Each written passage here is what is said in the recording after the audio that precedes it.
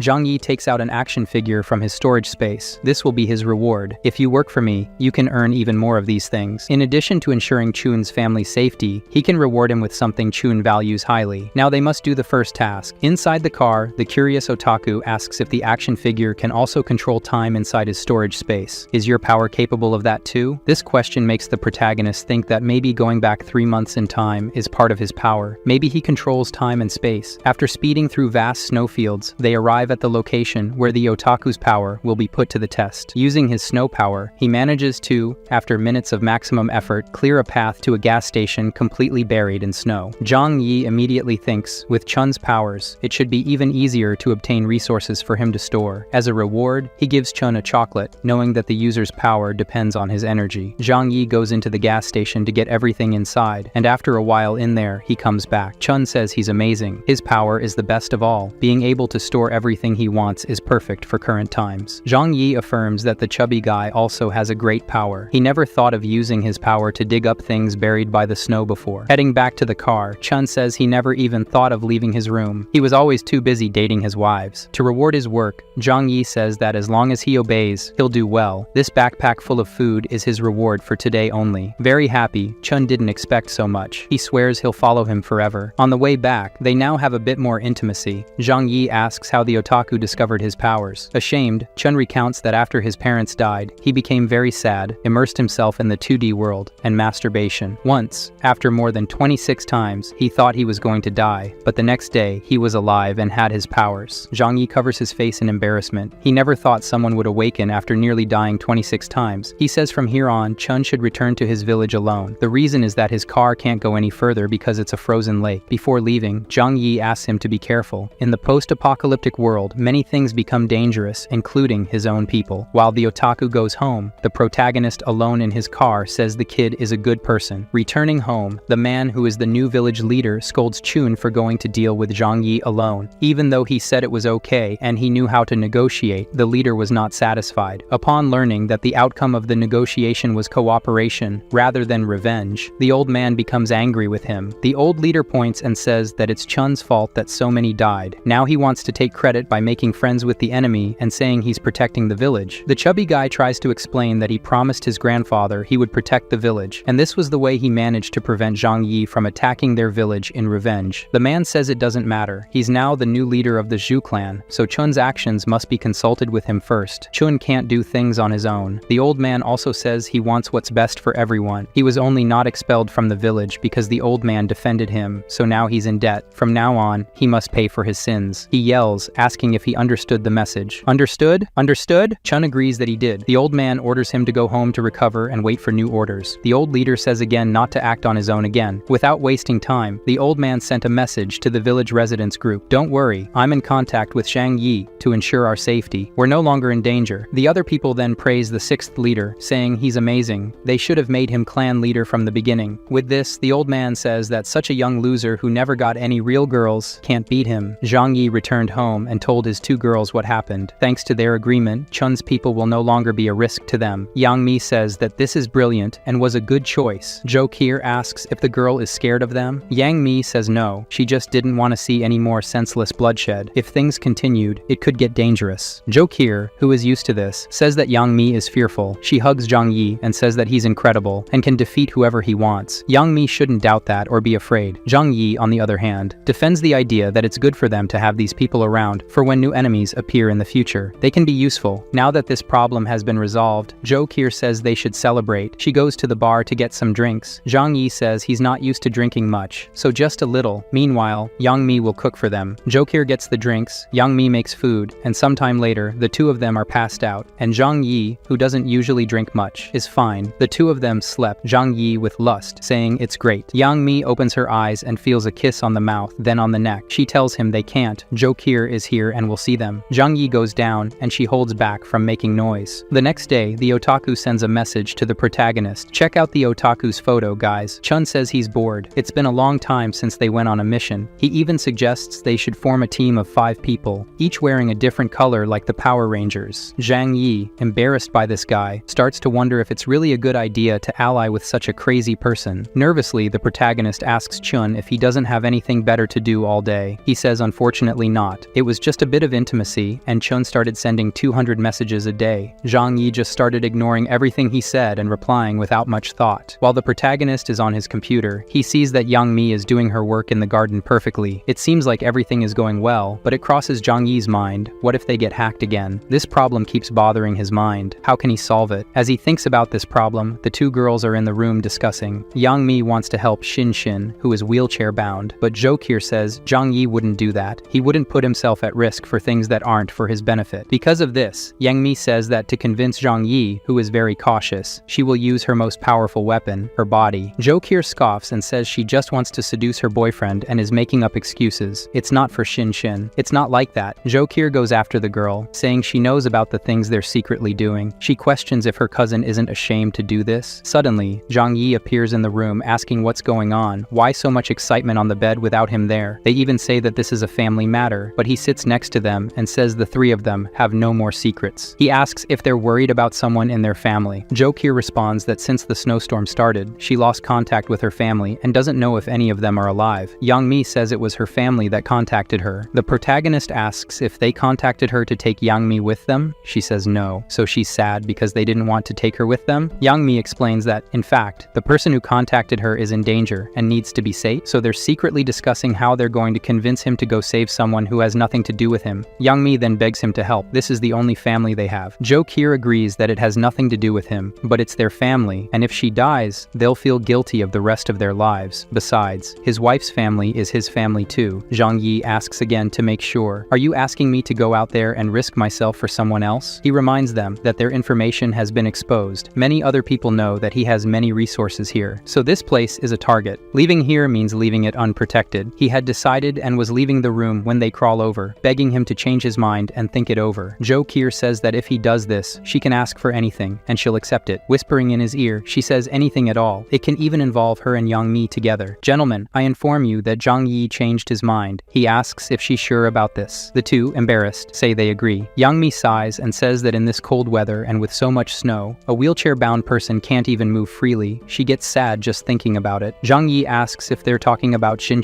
the one with technology skills. The 18-year-old girl has her legs paralyzed and is a computer genius. Zhang Yi affirms that if this girl is so important to them, then she's important to him now too. Jo Kier is impressed. So does that mean her boyfriend has a good heart? He really loves them to care about their wishes. Yang Mi thanks him happily but says they think poorly of him. He's not a bad person. He genuinely appreciates the girls he has. Impressed, they remark that he always seems like someone cold and with a frozen heart. Yang Mi remembers she'll pay off this debt to him and gets closer, puts her hand in a place they like and says, this is the beginning of repayment. The next day, because things got hot late yesterday, the three of them talk again. He asks about the wheelchair-bound girl. Jo Kier says it's better for Yang Mi to say, Xin is trapped in Tianqing Academy. It was the best college in town. People who study there have been attending since kindergarten, so it was a place where many geniuses live. Zhang Yi's doubt is how a wheelchair-bound person survived in a college for months. Yang Mi explains that the college has its own market system, so Also, there should be plenty of supplies in the area since the students lived there. The protagonist asks why Yang Mi only communicated with her now. She doesn't know, but she can try calling to find out more. However, the number in question is not available. Please try again later. Yang Mi has been trying to contact her several times and can't anymore. Jo Kier jokes that Shinshin must have changed her mind about asking for help from her airhead sister. Zhang Yi wants to know the distance from the academy to this place they are. Perhaps because of the distance, the phone lines don't work. The academy is more than 22 kilometers from here, and because of the blizzard, it's likely that they can't call from that far. It's a miracle that she managed to call once. But still, Zhang Yi also says that Jo Kier may be right. He tells them to go to the control room. Maybe they can get in touch over the internet. He says that this phone is the best one currently available. On the first attempt, the call is answered. But the connection is bad. They hear a lot of noise and screams saying it's dangerous. Zhang Yi asks what's so dangerous, and then they hear shouts saying, "The monster! The monster!" The noises coming from the phone sounded like a fierce monster, and then the call dropped. Initially, the protagonist thought it was a simple rescue mission, to go to the location and come back. However, he already knows in advance that there's something very dangerous there. Perhaps it wouldn't be a good idea to go to that place. His women insist that he doesn't change his mind. He already had his reward last night. Zhang Yi confidently says he won't change his mind. However, for that, he'll need his subordinates and their power. With Uncle Yu, the otaku, and him with their weapons, maybe it won't be dangerous. He picks up the phone and says he has a mission to rescue someone. Do you want to come with me? The otaku accepts and says he was really bored anyway. Later, while eating, Zhang Yi thinks that if he eats too much, it could affect his movements, but he also needs to eat enough to have maximum energy for his powers. In addition to preparing his physical form, he has to prepare his best weapons to face this unknown creature. He also informs his wives that for their safety, they will stay in the underground floor of the house. Yang Mi asks why, and Jo Kier, knowing what her boyfriend is like, says she shouldn't ask stupid questions. If he ordered and didn't ask, then it's to be done. He'll go alone, and if someone invades their house during that time, he's away. His wives will be protected inside the safest place in the house. Those doors no one can open. Understanding the situation, Jo Kier says it's okay and wishes him luck. Yang Mi says he must bring her sister home. Zhang Yi confirms that he'll make sure to bring her and all the wheels of the wheelchair here. As he leaves, he says in these dark times, he can't be careless with anything, especially with his wives. Bro, I'm here. Zhang Yi says they agreed to meet later, so why is he here already? Chun says he was afraid of being late, so he came early not to disappoint his brother Zhang Yi. They got into the car right away because it's very cold. Zhang Yi explains that they're on a mission to save a girl in a college far from here. Curious, Chun asks if she's important to him, and the protagonist says yes, it's something like that. We know what really convinced him wasn't the request from his wives that made him change his mind, but the fact that this girl knows a lot about computers at this moment when he needs someone to keep his mansion safe from hacker attacks. They speed up, and along the way, Zhang Yi gets annoyed with the otaku's conversation about a girl from the village who's in love with him, but doesn't have the courage to confess to him. Should he do it for her? To change the subject, Zhang Yi asks what the people in the village think about him cooperating with the enemy. Chun doesn't know how to respond. The situation isn't good. The protagonist clearly knows that his people don't like him having contact with those who killed half of their population, but he doesn't say anything about it. After a while, they finally meet the third member of the trio, Uncle Yu, who arrives on his snowmobile, saying it's been a long time since he's seen his nephew. He shows how healthy he is. His uncle exercises with his wife every day. Zhang Yi introduces the two who haven't met yet and tells them about each other's abilities. One of them is super strong and regenerates. The other can control snow in various ways. At first, the atmosphere is strange. A former army veteran, a recluse otaku, and a cheeky teenager who is our protagonist. This group would never have met in the normal world, but now they're going to work together on a rescue mission. Uncle asks what their mission is. Calling 3 awakened ones means it must be something very complex. Zhang Yi replies that it's not. It's just a simple rescue. The only complication is that there might be a fierce monster in the region where they're going now. The chubby one gets very scared and asks what kind of monster they'll face. So Zhang Yi affirms that just as they turned into mutants with powers, animals may have also turned into mutants. He doesn't know what this creature is like. Maybe they're humans in the form of monsters, or monsters in the form of humans. Uncle Yu says if Zhang Yi says they can, then they can. He agrees and says that with the 3 of them together, nothing can stop them. After taking the ice road and driving, we see the old location of Tianqing Academy. Soon, we see the situation of the survivors from the academy. They're trapped in a gymnasium. Other students revolt against Shinshin and ask, after so many died, how did she, being wheelchair-bound, manage to survive? She who is dragging others to death is a burden. They shout because they need to protect a disabled person. Others only wonder how they can live longer, while others mourn the deaths of those who have already passed away. One of the students noticed that Shinshin didn't show sadness or remorse for those who died, and points to her asking why why she's still alive. The teacher shouldn't be helping her, she's dead weight. Some students discuss whether they should sacrifice her the next time the monster attacks. The bespectacled student agrees, saying they've already protected her enough. The other student ends the discussion, saying that's not the issue. The teacher doesn't leave anyone behind, so there's no point in discussing it. She's the one who protects them. Then, one of the students goes to Shinshin, who is far away from them. The girl approaches and coldly tells Shinshin that she should go to hell alone if the teacher won't let her go. Everyone shouldn't have the burden of carrying her. Crying, she doesn't respond. All the students behind her agree and shout from afar that she really should do it. The only person against it is her best friend, who steps forward, saying she has nothing to do with it. No one helped her. She was the only one who carried her friend around. The rich girl's argument is that she shouldn't speak up or say anything because she's rich, and the girl in front of her is just a poor person who got into college on a scholarship. Her friend says that everyone is equal and has the same rights. However, the arrogant girl argues that no, they will never be equal. She is richer and more powerful. She is more important. Shinshin only has any value because she comes from a highly rich and influential family, even though she is wheelchair bound. Now her position should be revoked because she is a burden to everyone. Finally, the critical girl says that she only defends the girl because she is rich and hopes that when this is over, she will have some reward for supporting this wheelchair-bound person so much. Upon hearing all this argument, Shinshin cries. After so much hatred, one of the girls leaves the crowd, walks among them, and goes to Shinshin and says they should be friends too. This girl only thought about the advantages she could have after the apocalypse. Everyone's discussion is interrupted when a window falls in the gymnasium. Suddenly, a giant paw appears through the window and grabs one of the people and drags them out of the window. It's so big that it can fit the person's entire body in its paw. The monster is a giant cat, licking its prey. It manages to fit it entirely into its mouth. Everyone screams from inside the gym, seeing this gruesome scene as they run quickly. Shinshin and her friend are left behind because of the wheelchair. They go to the door trying, but it's locked. The cat breaks the window and jumps inside with its prey still in its mouth, only half of it in front of everyone. It takes it out and finishes eating only the head and discards the body. It jumps in front of the other students as if it's intimidating them all. One of the students goes to Shinshin and pushes her forward, causing her to fall defenseless in front of the cat. Her friend, scared, wonders if she should save her. Shinshin, in front of the giant feline, is about to be the next to die. One of the students, noticing that the cat was distracted, tries to run out of the gym next to it. The cat, noticing the movement, changes its focus from Shinshin and crushes its prey on the ground. They try to crawl back, asking for help. The cat turns its attention to the other students. Then, her friend goes after her, trying to help her. The students behind say that the cat seems to like objects that are in motion. Shinshin seemed dead on the ground, so it ignored her. The same student shouts, "The cat is distracted now. Everyone run to the exit." They look back. The first hit student is lying on the ground, asking for help. They only say that for some to survive, others have to be sacrificed. As they run, the injured student remains motionless and says that if it depends on him, everyone will die with him. The cat turns its attention to the other students who are running and begins to crush other people. While the cat only played with its prey in its paws, its tail also managed to crush some students. One student screams in despair for help. Luckily for everyone, their teacher returns to the gym door. This is enough to get the cat's attention. That sword she feels is dangerous. The teacher tries to attack the cat, and it simply runs away. The cat knows the teacher is different and dangerous. So, the feline simply grabs one of the fallen prey and runs away. The teacher on guard duty goes to the exit and realizes that the cat really left, leaving giant tracks in the snow. It seems that the creature couldn't defeat the teacher, so something isn't normal about her. If she stayed here all the time, there would be no risk of attack, but she has to leave the gym to get food for them. And when this happens, the mutant cat attacks the gym. Among the victims and the wounded, the student who was previously arguing with Shinshin complains again. Why didn't this wheelchair-bound girl die in the attack? Every time this wheelchair-bound girl survives. How is that possible? A boy intervenes, saying it's okay. The teacher brought food. The cat left. He tries to give food to Shinshin, but the girl steps in, saying no. She doesn't deserve it. She's just dead weight. The teacher, tired of so much fighting and having to go outside to get food for everyone, doesn't interfere. She says that as long as they don't kill each other, she doesn't need to do anything. Let them fight. She needs to rest. Another girl, in despair, shouts, saying the world has ended. Why do they have to fight? There's no hope anymore. Everyone will die equally. Another student says no. He can save everyone. His father is an important leader of a very powerful company. Surely he will come to save them. Meanwhile, the protagonist arrived with his partners near the rescue site. Looking around, everything is covered in snow. How will they find the exact location of the academy? It seems everything is under the snow. Trying to call the girl, she doesn't answer. There's no signal. So, they'll have to search another way. The protagonist says that splitting up would be be faster, but since there's a monster out there, they'll go together. This monster might be out there and defeat them separately, but not together. The girl has survived 2 months around here. A little longer won't be a problem. They return to the car and continue driving through the college campus until they find a building that isn't buried. Maybe they can access down there through here. According to the GPS, this is the astronomy center of the college. The dorms and cafeteria are north of here. It's not at this location, but if they enter through here, they can walk through the college. However, there's a risk of ice structures collapsing on them, so it's too dangerous to try. Before he finishes saying it's not safe, Chun was there trying to get into the place, and Uncle Yu was pushing him. Lucky for him, he's too big and couldn't get in. Zhang Yi notices a creature approaching. As he points his gun, he discovers it's a giant cat. The monster stood in front of him and didn't attack, even with him pointing a gun at it. Perhaps the creature has some kind of reasoning, said the protagonist. However, when Uncle Yu and the chubby guy returned, the first thing they did was attack the creature.